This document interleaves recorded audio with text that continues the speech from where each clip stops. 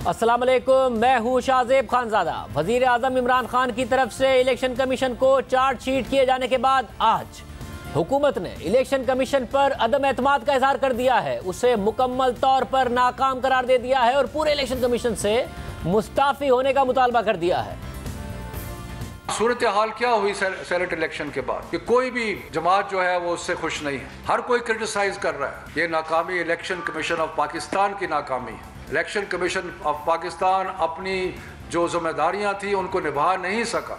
जो election commission है वो एक न्यूट्रल एम्पायर का किरदार अदा करे, जो कि वो किरदार अदा नहीं कर रहा। अगर वो कंप्लीट फेलियर हो गया है इलेक्शन कमीशन ऑफ पाकिस्तान, उसका एक ही हल है, इलेक्शन कमीशन को बहसीयत मजमूई इस्तीफ़ा देना चाहिए। ये जो मौजूदा इलेक्शन कमीशन है ये अपने जिम्मेदारियों से दस्तबरदार हो, जिससे एक नया इलेक्शन कमीशन बने जिस पे एतमाद हो। हम एक सियासी आपको रिस्पॉन्स दे रहे हैं और एक सियासी सोल्यूशन दे रहे हैं, कोई रेफरेंस मूव करने का हमारा इरादा नहीं है। हुकूमती वज़रा की प्रेस कॉन्फ्रेंस पर रद्द-ए-अमल देते हुए मरियम नवाज ने कहा कि आज कौम को समझ आ गई होगी कि इदारों पर हमला करना क्या होता है। आज पूरी कौम को समझ आ गई होगी कि इदारों पे तनकीद करना क्या होता है और इदारों पे हमला आवर होना क्या होता है। अगर आपको वोट नहीं मिले तो इसमें इलेक्शन कमीशन का क्या कसूर है? वो बदला आप इलेक्शन कमीशन से क्यों ले रहे हैं जिसके अरकान को आपने खुद अपॉइंट किया है? तो अब पूरी पाकिस्तान को समझ आ गई है कि पुलिस क्या होते हैं, इदारों पर हमला करना क्या होता है। एक इलेक्शन की बात आती है तो तब जो भाषण आप पूरी दुनिया को दिया करते थे वो किस तरह हवा में तहलील हो जाता है, ये पूरी दुनिया ने आज अपनी आंखों से देखा। हुकूमत अब इलेक्शन कमीशन से मुस्ताफी होने का मुतालबा कर रही है, मगर 2 महीने भी नहीं गुजरे हैं। 22 जनवरी को वजीर आजम इमरान खान ने फॉरेन फंडिंग केस के हवाले से सवाल का जवाब देते हुए मौजूदा चीफ इलेक्शन कमिश्नर पर मुकम्मल एतमाद का इजहार किया। स्क्रूटनी कमेटीज को प्रेशराइज किया गया, उन पर इन्फ्लुएंस किया गया और उसकी वजह से ये डिले हो गया, वरना ये 6-7 साल मामला नहीं लगना चाहिए। देखें, इसके पीछे कुछ और था। इनका अपना इलेक्शन कमिश्नर था पिछला वाला, हैंड पिक्ड, और एक जो प्रोज कर रहा था कि तहरीक इंसाफ का असल में इस पार्टी का सबसे बड़ा दुश्मन था, वो जाके गेम खेल रहे थे हमारे साथ, इसलिए डिले हो रहा था। वो बदनीयती के ऊपर था। आज इलेक्शन कमीशन पे हमें एतमाद है क्योंकि ये जो इलेक्शन कमीशन है हमने चॉइस से, यानी हमारा भी इनपुट है, ऑपोजिशन और गवर्नमेंट के मिल के किया। पहले तो इनके अपने थे ना, अब इनके सामने सब रखें, और मैं इसलिए कहता हूं कि ये पब्लिक के सामने जाना चाहिए। इसके अलावा 23 जनवरी 2020 को द न्यूज़ में सहाफ़ी उमर चीमा की खबर शाया हुई, जिसके मुताबिक उस वक्त के वजीर रेलवे शेख रशीद ने वजीर आज़म इमरान खान को ख़त लिखा और ख़त का मौजू उस वक्त के रिटायर होने वाले सेक्रेटरी रेलवे राजा सिकंदर सुल्तान थे, यानी मौजूदा चीफ इलेक्शन कमिश्नर। खबर के मुताबिक शेख रशीद राजा सिकंदर सुल्तान की कारकर्दगी से इतने मुतासिर थे कि वो उन्हें इस ओहदे पर बरकरार रखना चाहते थे। इसलिए राजा सिकंदर सुल्तान की रिटायरमेंट से सिर्फ 5 हफ्ते पहले, यानी 21 अक्टूबर 2019 को शेख रशीद ने वजीर आजम को खत लिखा और राजा सिकंदर की तारीफें करते हुए कहा कि वो एक मेहनती, काम पर तवज्जो देने वाले और ईमानदार ऑफिसर हैं और पाकिस्तान रेलवे को फ़ायदेमंद बनाने की मेरी कोशिशों में वो एक अनमोल असासा साबित हुए हैं। उनके पास वो सलाहियतें हैं जो आजकल के अफसरान में कम देखी जाती हैं। खबर के मुताबिक शेख रशीद ने अपने खत में वज़ीर आज़म से दरख्वास्त की कि वो राजा सिकंदर सुल्तान को रिटायरमेंट के बाद भी सेक्रेटरी रेलवे रखना चाहते हैं, लेकिन अगर ये इंतज़ामी तौर पर मुमकिन नहीं तो मैं ज़ाती तौर पर दरख्वास्त करता हूँ कि राजा सिकंदर सुल्तान को फेडरल सर्विस कमीशन का रुकन या किसी भी खुद मुख्तार वफाकी इदारे का सरबराह बनाया जाए। खबर के मुताबिक शेख रशीद की दरख्वास्त सुनी गई और हुकूमत ने चीफ इलेक्शन कमिश्नर के लिए राजा सिकंदर सुल्तान के नाम की तजवीज़ दी। खबर के मुताबिक नून लीग की हुकूमत में राजा सिकंदर सुल्तान चीफ सेक्रेटरी आज़ाद जम्मू कश्मीर थे और आज़ाद कश्मीर के इंतखाबात के दौरान नून लीग का वफ्द सरकारी गाड़ी में वहां पहुंचना चाहता था, मगर राजा सिकंदर सुल्तान ने उन्हें रास्ते में रोक दिया और कहा कि अगर मैंने आपको जाने दिया तो फिर तहरीक इंसाफ और पीपल्स पार्टी को भी इस बात से नहीं रोक सकता। और ये बात सुनकर उस वक्त की हुक्मरान जमात के नुमाइंदों को झटका लगा। यानी कुछ अर्सा पहले तक हुकूमती वज़रा राजा सिकंदर सुल्तान की ईमानदारी की गवाही देते रहे, वज़ीर आज़म से सिफारिश करते रहे कि उन्हें रिटायरमेंट के बाद भी किसी इदारे का सरबराह बनाया जाए, और जब वज़ीर आज़म ने ही उनका चीफ इलेक्शन कमिश्नर के लिए नाम दिया और चीफ इलेक्शन कमिश्नर वो तैनात हुए तो 2 माह पहले तक वज़ीर आज़म उन पर मुकम्मल एतमाद का इजहार करते नजर आए। मगर 10 का इलेक्शन और सेनेट इलेक्शन में इलेक्शन कमीशन ने हुकूमती मौक़िफ़ से हटकर फैसले किए तो आज हुकूमत ने पूरे इदारे को जानिबदार करार दिया और पूरे इलेक्शन कमीशन से इस्तीफे का मुतालबा कर दिया। और सिर्फ यही नहीं, एक और दिलचस्प बात यह है कि हुकूमती वुज़रा की इलेक्शन कमीशन के खिलाफ प्रेस कॉन्फ्रेंस से पहले आज डस्का में ज़िमनी इंतखाब के हवाले से इलेक्शन कमीशन ने सुप्रीम कोर्ट में अपना जवाब जमा कराया, जिसमें इलेक्शन कमीशन ने मौक़िफ़ इख्तियार किया है कि ज़िला इंतज़ामिया अमन व अमान की सूरत हाल कंट्रोल करने में नाकाम रही और इसी नाकामी की वजह से इंतखाबात के दिन तशद्दुद के संगीन वाक़यात देखने में आए। जवाब में मौक़िफ़ इख्तियार किया गया है कि इलेक्शन कमीशन ने अमन व अमान के पेश नज़र डस्का में तमाम तकर्रियाँ और तबादलों पर पाबंदी आयद कर रखी थी, लेकिन 20 जनवरी को DSP रमज़ान कंबोह को 4 हफ्ते के लिए तिब्बी बुनियाद पर छुट्टी दी गई और इजाफी चार्ज जुल्फ़िकार विर्क को सौंप दिया गया, जो इलेक्शन कमीशन के अहकामात की खुली खिलाफ वर्जी थी। IG पंजाब को हिदायत दी गई कि वो फौरी तौर पर यह फैसला वापस लें, लेकिन बार बार हिदायत देने के बावजूद उस पर अमल नहीं हुआ, तो इलेक्शन कमीशन ने जुल्फ़िकार विर्क को 8 फरवरी को तलब किया। लाहौर हाई कोर्ट ने भी जुल्फ़िकार विर्क की बदइंतज़ामी का नोटिस लिया और उन्हें इलेक्शन कमीशन के सामने पेश होने की हिदायत की, लेकिन जुल्फ़िकार विर्क पेश नहीं हुए।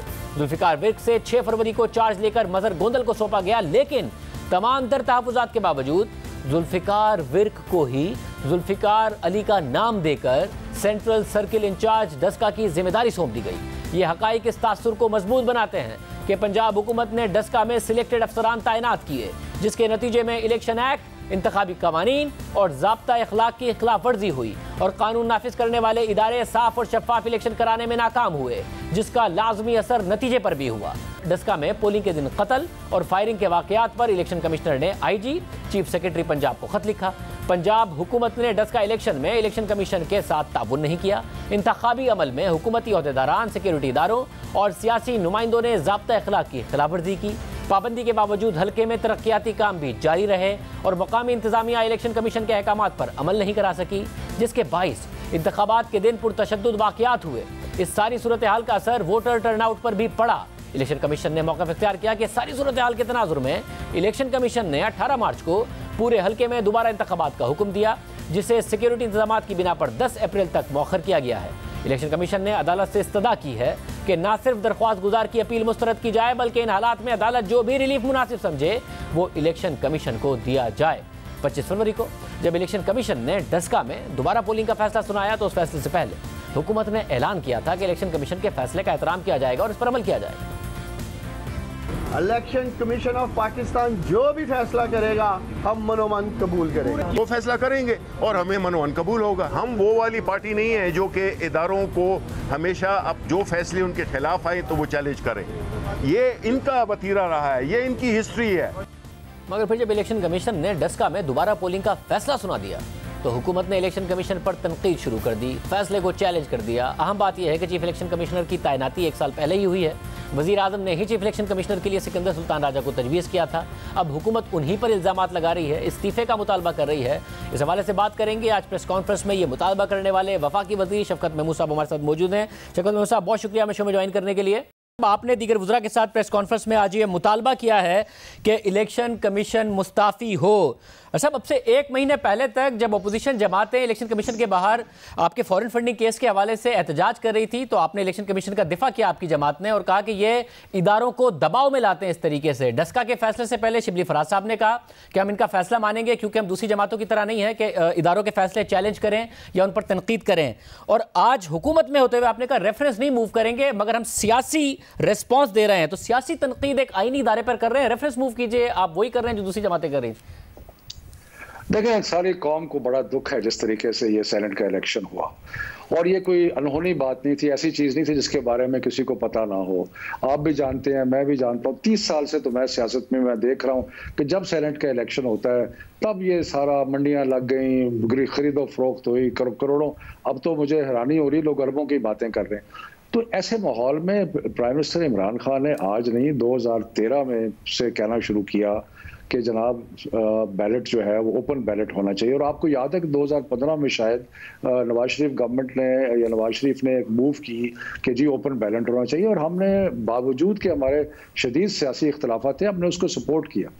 लेकिन यहाँ पे सुप्रीम कोर्ट ने जब एक ओपनिंग भी दे दी और अपने इस जजमेंट में ये कहा कि ये जो बैलेट सीक्रेसी ऑफ बैलेट है ये अनलिमिटेड नहीं है, और ये मौका दिया, हम गए चीफ इलेक्शन कमिश्नर को मिले, जाके रिक्वेस्ट की कि आपके ऊपर एक बड़ा अच्छा मौका है कि आप एक ऐसी इब्तिदा करें कि जिससे इलेक्शन जो है सेनेट का साफ शफाफ हो। नहीं किया, तो इसलिए ये जो मायूसी सारी कौम की है इसकी हम रिफ्लेक्शन कर रहे हैं कि ये अगर इलेक्शन साफ शफाफ नहीं करा सकते तो फिर रहने का क्या फायदा। सब मगर अगर सुप्रीम कोर्ट का एक तो तफसीली फैसला आया नहीं है, वजीर आजम भी कहते हैं कि जी इलेक्शन कमीशन ने अदालत में जाके क्यों कहा कि सीक्रेट बैलेट होना नहीं चाहिए, हालांकि इलेक्शन कमीशन ने ये नहीं कहा, उन्होंने कहा आईन ये कहता है, आइन में तरमीम कर दें।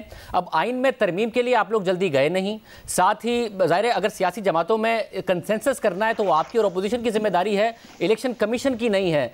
अगर अदालत ने कोई फैसला दिया होता और इलेक्शन कमीशन ने उसकी खिलाफ वर्जी की होती, क्योंकि अदालत ने भी ये कहा कि भाई कॉन्स्टिट्यूशन होना चाहिए, कॉन्स्टिट्यूशन के तहत सीक्रेटली होना चाहिए, तो अदालत नोटिस ले ले या आप अदालत में चले जाएं कि जी आपकी अहकामात की खिलाफ वर्जी कर दी है। ये एक आईनी इदारे पर हुकूमत इस तरह तनकीद करे और उनसे इस्तीफे का मुतालबा करे, ये कैसे दुरुस्त है? नहीं देखिए शाहजेब, 2183 अगर आप उसको पढ़े ना बड़े गौर से तो उसमें क्लियरली लिखा है कि आखिरी में कि will guard against corrupt practices, यानी कि वो करप्शन को रोकने के लिए इकदामात करेगा। इसी चीज़ को सुप्रीम कोर्ट ने अपने फैसले में ख़ास तौर पे एम्फसाइज किया और ये कहा कि कोई ऐसा तरीका अपनाया जाए कोई जिसके ज़रिए ये जो सीक्रेसी ऑफ द बैलेट है ये इसकी वजह से ये गड़बड़ होती है, और ऐसा तरीका अपनाया जाए कि ये अनलिमिटेड नहीं है कि ताकि बाद में तशखीस हो चुके कि किसने क्या किया। तो उसके बाद इलेक्शन कमीशन के पास पूरे अथॉरिटी भी थी, सुप्रीम कोर्ट की तरफ से सैंक्शन भी थी, और 1500 बैलेट सारे मुल्क में छपने थे, कुछ ज़्यादा नहीं छपने थे, 1500 के करीब बैलेट थे।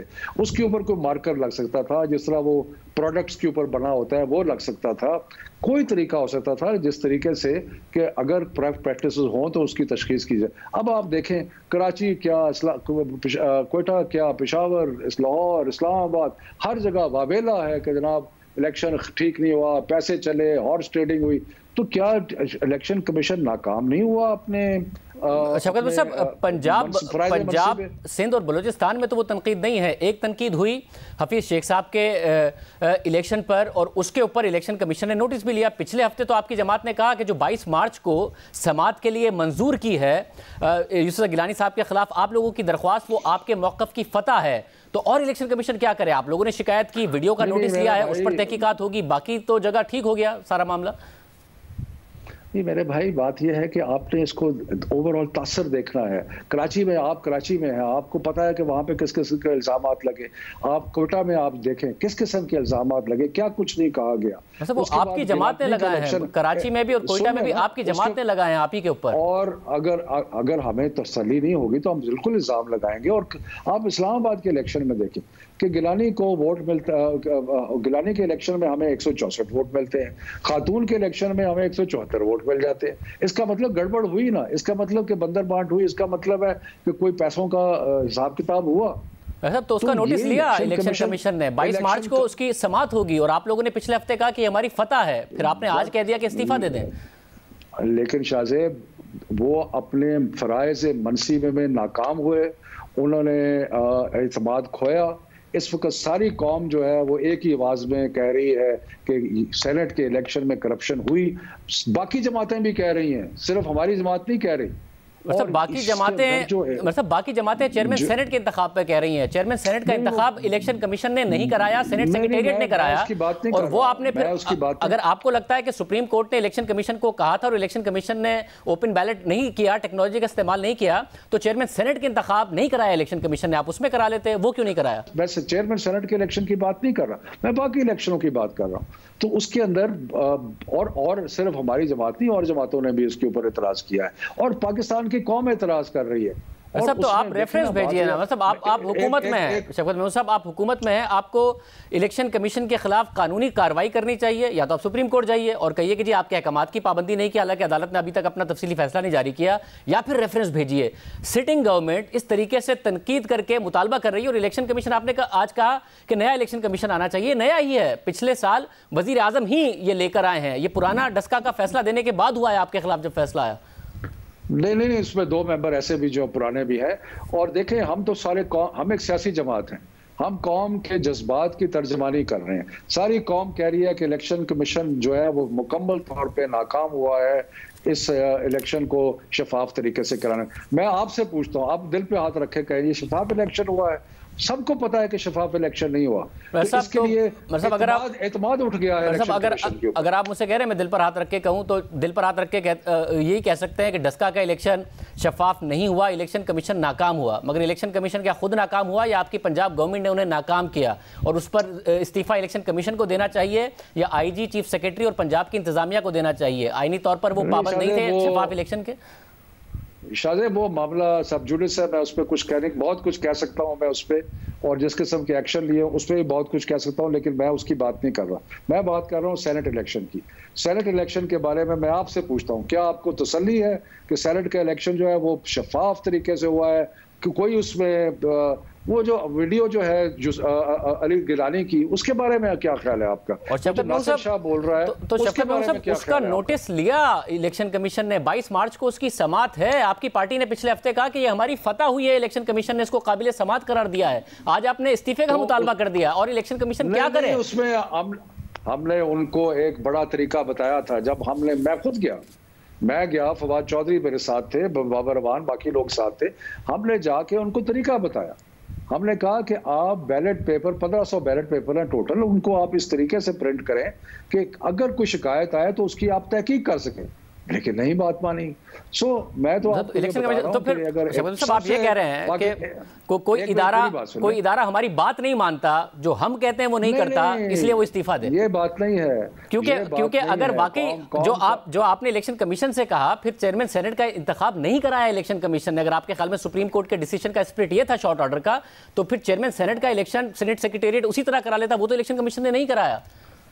देखिए, मैं सेनेट इलेक्शन की बात ही नहीं कर रहा मेरे भाई। मैं ये कह रहा हूँ और आपसे भी कह रहा हूँ, जिसका आप जवाब नहीं दे रहे, कि सीने पे हाथ रख के बताएं कि क्या ये इलेक्शन कमीशन ने सेनेट का इलेक्शन सारे मुल्क में बगैर हॉर्स ट्रेडिंग के, बगैर पैसे के लेन देन के, बगैर करोड़ों की बोली लगने के, क्या उस तरह का इलेक्शन हुआ है या दूसरी तरह का इलेक्शन हुआ है? क्योंकि आप क्या इसको प्रिवेंट कर सकते थे? हाँ, प्रिवेंट कर सकते थे, उन्होंने नहीं प्रिवेंट किया। तो इसलिए उसका, और तहरीक इंसाफ सबसे बड़ी जमात है पाकिस्तान की, और हम कह रहे हैं हमें इलेक्शन कमीशन पे एतमाद नहीं है। सब क्योंकि बतौर एंकर मेरा काम है कि मैं आपको इंटरव्यू करूं यहाँ, बट आप क्योंकि अगर आपने सवाल किया है तो एक तो आपने कहा वो सीक्रेट वोट वाला, तो वो मैंने आपको बता दिया 22 मार्च को समाअत हो रही है। आप सीने पर हाथ रख के बताइए, अब्दुल कादिर साहब बगैर पैसे दे के इस वक्त सेनेटर बने हैं, जिनको आपने पहले टिकट वापस लिया, फिर आज़ाद हैसियत में खड़े हुए, फिर आपकी पार्टी में शामिल हुए, आप सीने पर हाथ रख के बताइए। देखिए, बात यह है कि आप मेरे सवाल का जवाब दिए बगैर आप तो सब वैसे मैं तो आपको मैं एंकर हूं इधर आज मैंने सवाल करना है, आप जवाब देने आए हैं। नहीं, बिल्कुल आपका हक है, लेकिन देखें, बजाय इसके कि एक शख्स के बारे में, जिसके बारे में कोई प्रूफ ना आपके पास है ना मेरे पास है, मैं एक शख्स का नाम लेके बात करूं तो उसके साथ उसके हकूक पे ज्यादती नहीं होगी, उसके जो फ्रीडम है उसके खिलाफ बात नहीं होगी। मैं एक आपकी जमात ने इल्जाम लगाया है, फिर तो हुकूक पे ज्यादती हुई। फिर कई लोगों के नाम ले सकता हूं। आपकी जमात ने इल्जाम लगाया और इमरान खान साहब ने टिकट वापस लिया उनसे। मगर अगर आप कह रहे हैं तो मैं उन शख्सियत से आगे बढ़ जाता हूं, मगर मैं ये जरूर जानना चाहूंगा कि एक सिटिंग गवर्नमेंट को एक इदारे पर इस तरीके से इल्जामात लगाने चाहिए या आपको कानूनी चाराजोई करनी चाहिए और रेफरेंस मूव करना चाहिए उनके खिलाफ? अगर वो फेल हुए हैं तो आप रेफरेंस मूव क्यों नहीं कर रहे? आप दबाव में डाल रहे हैं। वो बिल्कुल दबाव वाली बात नहीं है, हमारे जज्बात का है, लेकिन आप भी मेरी बात का जवाब नहीं दे रहे। लेकिन कोई बात नहीं, मेरा आपका काम है सवाल पूछना, मेरा काम है जवाब देना। मतलब आपने सवाल पूछा, 22 मार्च को समाअत है, तो मैं कौन होता हूं वर्डिक्ट देने वाला? बट मैं ये जरूर जानना चाहूंगा शफकत महमूद साहब, क्योंकि आप बहुत सीनियर सियासतदान हैं, अब इस मुल्क में रिवायत नहीं बन गई कि ऑपोजिशन भी यही करती है कि इदारों पर दबाव डालते हैं जब अपने मर्जी के फैसले ना आए, और आप भी यही कर रहे हैं। अब ये रिवायत बन गई है कि इदारे अपनी मर्जी के फैसले ना दें तो उन पर दबाव डाला जाए तनकीद करके। बिल्कुल रवायत नहीं है, ये हम कौम के जज्बात की तर्जमानी कर रहे हैं। और मैं बार बार कह रहा हूँ, कोई पाकिस्तानी आज किसी को स्ट्रीट में आप जाके पूछें और आप पूछें कि क्या वो उनको तसल्ली है कि सेनेट का इलेक्शन जो है वो शफाफ तरीके से हुआ है, क्या उनको तसल्ली है कि वहाँ पे पैसे जो है नहीं चले, आपको बच्चा ये कहेगा कि सारे पाकिस्तान ये एक ही ज़बान में कह रहा है कि पैसे चले। और प्राइम मिनिस्टर इमरान खान सही कह रहे थे कि ये ओपन बैलेट कराओ, उसी के तरीके से ये जो करप्शन का दरवाज़ा बंद होगा, वरना नहीं होगा। साहब ये बताइएगा कि आपने, क्योंकि आज ये भी पोजीशन ली कि तमाम सियासी जमातें इस वक्त सवाल उठा रही हैं, और साहब तो तमाम सियासी जमातें भी और अदालतें भी नैब के चेयरमैन पर भी और नैब के कंडक्ट पर भी सवाल उठा रही है, और खुद आपने उठाया कि हमारा जो मंशूर है एहतसाब का, उसको सबसे ज़्यादा नुकसान नैब ने पहुँचाया है। तो फिर इस क्राइटेरिया पर नैब के चेयरमैन को भी मुस्ताफ़ी हो जाना चाहिए? देखिए, नैब के बारे में हमारे तहफ़्फ़ुज़ात हैं जो कि हम पब्लिकली कई दफ़ा कह चुके हैं। नैब एक इंडिपेंडेंट अदारा है, उस पर हम ही अपने तहफ़्फ़ुज़ात की बात करते हैं। बात यह है कि उसके अंदर नैब चेयरमैन या बाकी वहाँ पे जो उनका सिलसिला है, मेरा ख्याल है कि सिस्टम्स में बहुत सारे इम्प्रूवमेंट की ज़रूरत है और हम उसके बारे में सोच रहे हैं और देखेंगे कि आइंदा क्या होता है। लेकिन इस वक्त मौजू जो है वो सेनेट का इलेक्शन है और जिस पे सारी कौम जो है वो एक ज़बान से कह रही है कि ये इलेक्शन में करप्शन हुई और इस करप्शन को रोका जा सकता था और इलेक्शन कमीशन ने नहीं रोका, कौम का एतमाद उठ गया। मतलब और इलेक्शन कमीशन भी एक इंडिपेंडेंट इदारा है, कौन कह रहा नहीं है, बिल्कुल है। और उसके खिलाफ कानूनी चाराजोई के लिए हुकूमत के पास एवेन्यूज हैं अगर वो नाकाम हुए और अपने काम में नाकाम हुए हैं। वो अपने हमारे वकील जो है उस चीज़ को देखेंगे, लेकिन मैं तो आपको जो कौम के जज्बात की तर्जमानी का फरीज़ा मेरे पास था वो मैंने कर दिया और हमने कहा कि ये इलेक्शन बिल्कुल साफ शफाफ नहीं हुआ और उसकी जिम्मेदार हर तरीके से इलेक्शन कमीशन है। बहुत शुक्रिया शफकत महमूद साहब हमारे साथ मौजूद थे। हुकूमत का मौक़िफ़ आपने सुना, क्या अपोजिशन भी इस मुतालबे को सपोर्ट करती है? बात करेंगे एक ब्रेक के बाद। हमारे साथ नून लीग के रहनुमा एहसन इकबाल साहब मौजूद हैं। एहसन इकबाल साहब बहुत शुक्रिया। एहसन इकबाल साहब, मौलाना फजल रहमान ने कह दिया कि इस्तीफ़ों के बगैर लॉन्ग मार्च का उन्हें फ़ायदा नहीं दिखता। मरियम नवाज़ ने कह दिया कि जो इस्तीफ़े पर नहीं मानते उन्हें मनाने की भी कोशिश करेंगे, हमने भी उनकी मानी है। तो क्या नून लीग ने वाकई फैसला कर लिया और मौलाना के वर्जन से आप मुत्तफिक हैं कि लॉन्ग मार्च का फ़ायदा होगा नहीं, जैसे पहले सड़कों पर निकलने का फ़ायदा नहीं हुआ अगर इस्तीफ़े ना दिए? देखिए शाहजेब साहब, हमारा ये ख्याल है कि अगर लॉन्ग मार्च करना है तो उसके साथ एक बड़ा फ़ैसला होना चाहिए और वो बड़ा फ़ैसला इस्तीफ़ों का हो सकता है। और अगर पाकिस्तान की तमाम अपोजिशन जमातें मिलकर इस्तीफ़ा दे दें तो 24 घंटे में ये निज़ाम गिर सकता है, चूँकि 400 से ज़्यादा नशिस्तों पर ज़िमनी इलेक्शन कराना मुमकिन नहीं है, जबकि पूरे मुल्क की तकरीबन 750 के करीब इंतखाबी नशिस्तें बनती हैं कौमी और सूबाई असम्बली की, जहाँ जनरल इलेक्शन होता है। तो इसलिए हम समझते हैं कि अब वक्त आ गया है कि अगर हमने मुल्क को इस बहरान से निकालना है और एक नए इंतखाबात के ज़रिए मुल्क में इस्तेहकाम लेकर आना है तो तमाम अपोजिशन जमातों को मिलकर मुस्ताफ़ी होना चाहिए। लेकिन अगर कुछ जमातें मुस्ताफ़ी हो जाएं, बाकी जमातें ऐवान के अंदर रहें, तो फिर इस्तीफ़े की ऑप्शन का भी वो असर नहीं हो सकता कि जो मुमकिना तौर पे हम फ़ायदा ले सकते हैं अगर हम इज्तिमाई तौर पे मुस्ताफ़ी हों। इसलिए कल की मीटिंग अहम है, उसमें लॉन्ग मार्च के साथ इस बात पर भी मुशावरत होगी कि सब जमातों को मिलकर मुस्ताफ़ी होना चाहिए। अगर इत्तफ़ाक़ राय हो गया तो बहुत अच्छा है, लेकिन हम कोशिश करेंगे कि इसके ऊपर सब जमातें मिलकर एक ही फैसला करें। मतलब मौलाना बड़े क्लियर हैं और पीपल्स पार्टी भी इस्तीफों के मामले पर बड़ी क्लियर रही है। अब से पहले वो अभी तक इन हाउस चेंज के हामी हैं। पंजाब की तरफ बिलावल इशारा करते हैं और आपकी पार्टी का वाज़ेह मौक़िफ़ है कि पंजाब में इन हाउस चेंज के आप हामी नहीं हैं। तो अगर पीपल्स पार्टी नहीं मानती इस्तीफों के लिए तो आप और मौलाना आगे बढ़ेंगे या आप नहीं बढ़ेंगे फिर आगे? देखिए, जो अभी आपने चेयरमैन सेनेट और डिप्टी चेयरमैन सेनेट के इलेक्शन में मनाजिर देखे हैं और जो कुछ हमारे सामने हक़ाइक़ और वाक़यात आए हैं, तो इसके बाद तो अब मैं नहीं समझता कि नो कॉन्फिडेंस की ऑप्शन में कोई ज़्यादा वज़न रह गया है। और दूसरी बात यह है कि आप नो कॉन्फिडेंस के लिए तब ज़्यादा गर्म जोशी दिखाएं कि अगर आपका मकसद ये है कि आपने एक हुकूमत को निकाल के एक और लंगड़ी लूली हुकूमत बनानी है और आपने सिर्फ इक़्तिदार के अंदर आना है। इस वक्त जो मुल्क को असल मसला दरपेश है वो ये है कि एक नहायत ही नाअहल हुकूमत है और साथ ही साथ वो बहुत कमज़ोर हुकूमत है। तो इसलिए अगर हम वाकई चाहते हैं कि मुल्क इन बहरानों से निकले तो हमें इस्तेहकाम की ज़रूरत है। हमें एक मजबूत हुकूमत की इसलिए ज़रूरत है कि बहुत सारी रिफॉर्म्स हैं जो करने की बात ज़रूरत है। मतलब अगर ये तो आपने जवाब दे दिया, इन हाउस चेंज आपको फीजिबल नहीं लगता, मगर इस्तीफों पर अगर पीपल्स पार्टी नहीं मानती तो आप और मौलाना आगे बढ़ेंगे या फिर लॉन्ग मार्च बगैर इस्तीफों के ही करेंगे? हम उम्मीद करते हैं कि तमाम जमातें इत्तफाक करेंगी। ये एक मौका है कि इस मौके के ऊपर अगर सब जमातें मिलकर एक फैसला करें तो हम इस हुकूमत को घर भेज सकते हैं। मगर आप इस बात पर कन्विंस्ड हैं कि आप 10 दिन का भी अगर धरना दे लें, 20 दिन का भी धरना दे लें, अगर ज़ाहिर है उस किस्म का धरना दिया जिसमें पार्लियामेंट पर हमला हो रहा हो या फिर लॉ एंड ऑर्डर की सिचुएशन ख़राब हो, तो आप भी अपना पॉलिटिकल कैपिटल लूज़ करेंगे? पुरअमन देंगे तो बगैर इस्तीफ़ों के हासिल कुछ नहीं कर पाएंगे?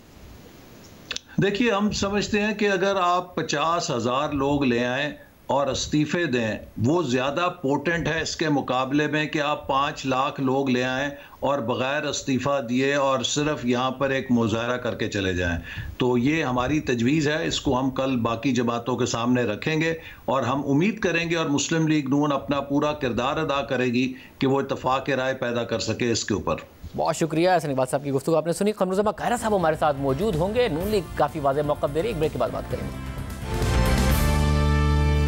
नून लीग ने वाज़ेह कर दिया है पीपल्स पार्टी क्या करेगी। हमारे साथ सीनियर रहनुमा कमरुज़्ज़मा कायरा साहब मौजूद है। कायरा साहब बहुत शुक्रिया। कायरा साहब, आज मौलाना ने और मरियम नवाज साहिबा ने क्या कहा वो ज़रा मैं अवाम को भी दिखा दूँ, फिर मैं आपसे सवाल के साथ आता हूँ। मेरे ज़ाती ख्याल में अगर हम इस पार्लियामेंट से इस्तीफ़े नहीं देते तो शायद लॉन्ग मार्च की ज़्यादा इफादियत ना हो। पीडीएम मुत्तहिद है, जो नहीं मानते इस वक्त इस्तीफे पे उनको मनाने की भी पूरी कोशिश करेंगे। हमने भी मानी है उनकी, उनको भी अवाम के लार्जर इंटरेस्ट में इस हुकूमत से निजात के लिए पूरा आखिरी धक्का ज़रूर लगाना चाहिए।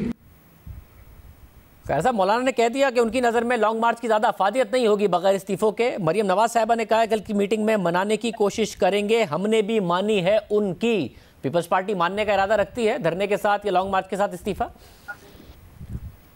देखिए शाहजेब साहब, हम तो अब जो हमारे बेसिक ऑब्जेक्टिव के 26 पॉइंट से हर पॉइंट के साथ मुत्तफिक है, हर पॉइंट के साथ खड़े हैं, किसी पॉइंट से मुफर नहीं है। लेकिन हमारे कुछ साथियों ने बाय इलेक्शन का बायकॉट करके और सेनेट का इलेक्शन रोकने के लिए इस्तीफे देने का ऑप्शन इस्तेमाल करने की बात की थी। हमने उनको कन्विंस किया था और हम मशहूर हैं कि हमारी बात को सुना, दोस्तों ने एग्री किया और उसके साथ उन्होंने, जिसका जिक्र मरियम बीबी ने फरमाया, और उन्होंने अगर उसमें हिस्सा लिया तो आज गवर्नमेंट को हमारे जलसों से भी बड़ा नुकसान हुआ। लेकिन इन बाय इलेक्शंस ने, सेनेट इलेक्शन ने, चेयरमैन सेनेट के इलेक्शन ने आज गवर्नमेंट को कहां खड़ा किया है कि वो आज इलेक्शन कमीशन से लड़ रहे हैं। आज उनकी सिंध की जमात उनके ऊपर एतराज कर रही है कि 35 करोड़ का टिकट बिक गया है। आज उनकी बलोचिस्तान की जमात एतराज कर रही है कि 70 करोड़ का टिकट बिक गया है। आज उनके अपने अंदर से बहुत बड़े बड़े क्रैक्स वाजे हो गए हैं। तो ये भी एक टेक्निक है। बहरहाल कल हम क्या करेंगे, मरियम बीबी का बिल्कुल कहना अपनी जगह बड़ा मोतबर है। मौलाना फजलुर रहमान साहब हमारे लिए बाइस इज्जत है, एहतराम है।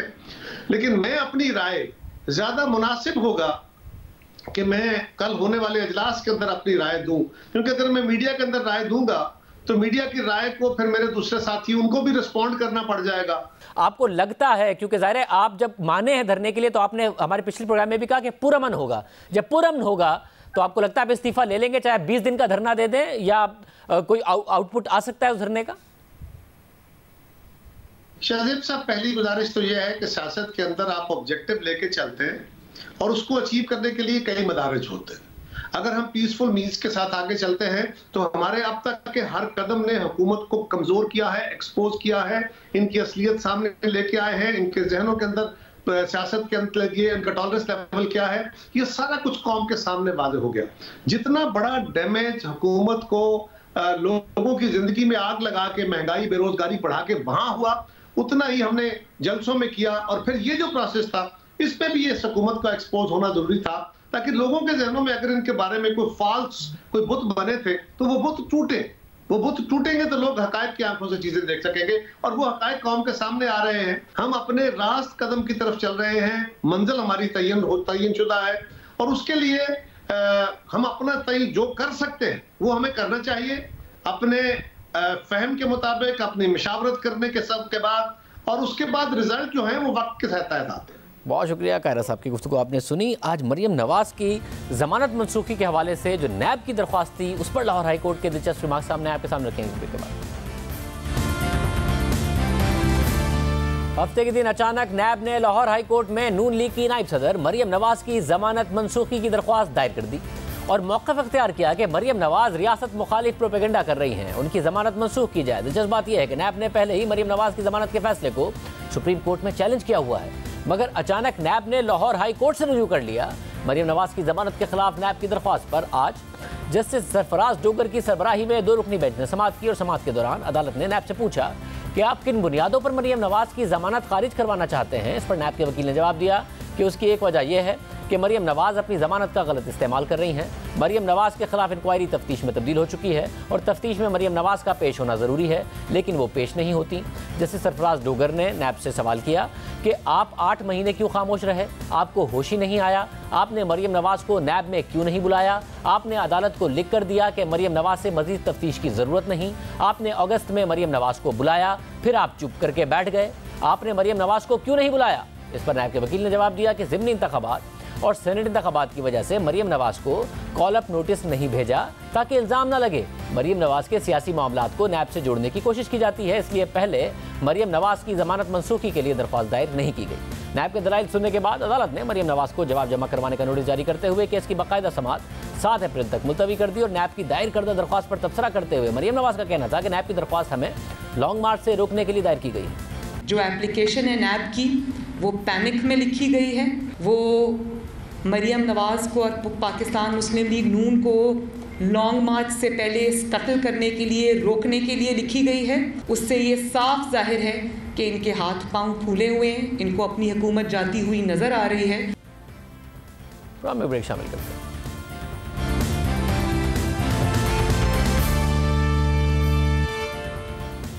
मुल्क में कोरोना वायरस की तीसरी लहर को पहले के मुकाबले में ज़्यादा खतरनाक बताया जा रहा है। कोरोना के फैलाव को रोकने के लिए मुल्क के मुख्तलिफ शहरों में एक बार फिर स्मार्ट लॉकडाउन किया गया है। NCOC की जानिब से आज से इंडोर शादियों, इंडोर डाइनिंग और सिनेमा घरों पर पाबंदी हटाने का फैसला वापस ले लिया गया है। पंजाब, सिंध और खैबर पख्तूनख्वा के जिन शहरों में केसेस बढ़ रहे हैं वहाँ स्मार्ट लॉकडाउन नाफिज किया गया है। कोरोना वायरस की तीसरी लहर के फैलाव में तेजी आ रही है, एहतियात कीजिए, मास्क पहनिए और कोरोना से महफूज रहिए। इजाज़त दीजिए, अल्लाह हाफ़िज़।